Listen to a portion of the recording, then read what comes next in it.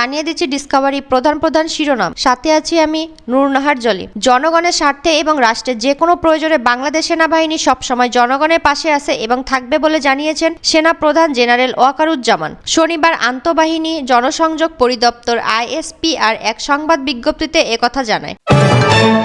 আন্দোলনে কোনো শিশু মারা যায়নি, এখনো হয়তো দু একজন কিশোর মারা গিয়েছে। শনিবার 3 আগস্ট রাত 10:15টায় সমসাময়িক বিষয়ে সচিবালয়ে এক প্রেস ব্রিফিংয়ে একথা বলেন স্বরাষ্ট্রমন্ত্রী আসাদুজ্জামান খান কামাল। ঢাকা জেলা ও মহানগর, গাজীপুর, নারায়ণগঞ্জ ও নরসিংদীতে আজ রোববার 4 আগস্ট থেকে 15 ঘণ্টা কারফিউ শিথিল থাকবে বলে জানিয়েছেন স্বরাষ্ট্রমন্ত্রী আসাদুজ্জামান খান। শনিবার 3 আগস্ট রাতে সচিবালয়ে স্বরাষ্ট্র মন্ত্রণালয়ের সভাকক্ষে সাংবাদিকদের ব্রিফিংকালে তিনি এ তথ্য জানান। আন্দোলনকারীদের পড়ালেখায় ফিরে যেতে অনুরোধ জানিয়ে স্বরাষ্ট্রমন্ত্রী আসাদুজ্জামান খান কামাল বলেন, শিক্ষার্থীদের দাবি মেনে নেওয়া হয়েছে, অসহযোগ আন্দোলন তুলে নেওয়া উচিত।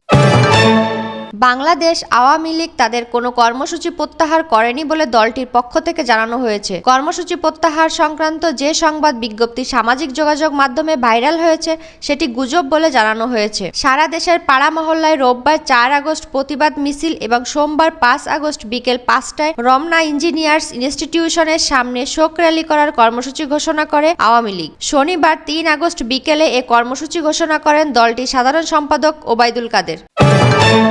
বৈষম্য বিরোধী ছাত্র আন্দোলনের ডাকা সর্বাত্মক অসহযোগ আন্দোলনের মধ্যেই আজ রোববার 4 আগস্ট সকাল 11টায় গণভবনে জাতীয় নিরাপত্তা সংক্রান্ত জরুরি বৈঠকে বসছেন প্রধানমন্ত্রী শেখ হাসিনা। এতে স্বরাষ্ট্রমন্ত্রী, তথ্যমন্ত্রী, আইনমন্ত্রী সহ মন্ত্রিপরিষদের গুরুত্বপূর্ণ সদস্যবৃন্দ এবং সেনা, নৌ ও বিমান বাহিনীর প্রধানরা উপস্থিত থাকবেন। গণভবন সূত্রে জানা গেছে, দেশের সার্বিক আইন শৃঙ্খলা পরিস্থিতি, ছাত্র আন্দোলনের বর্তমান অবস্থা এবং সামনের দিনের করণীয় নিয়ে আলোচনা হবে এই বৈঠকে। দেশের চলমান কোটা সংস্কার আন্দোলন ঘিরে উদ্ভূত পরিস্থিতির মধ্যে ঢাকা সহ সব জেলা, মহানগর ও ওয়ার্ড পর্যায়ে দলীয় নেতাকর্মীদের জামায়াতের ঘোষণা দিয়েছে আওয়ামী লীগ। এসব কর্মসূচি সফল করতে দলের কেন্দ্রীয় কার্যালয়ে আসতে শুরু করছেন দলটির নেতাকর্মীরা। তবে সময়ের সঙ্গে সঙ্গে উপস্থিতি বাড়তে থাকে। খণ্ড খণ্ড মিছিল নিয়ে নেতাকর্মীদের আসতে দেখা গেছে।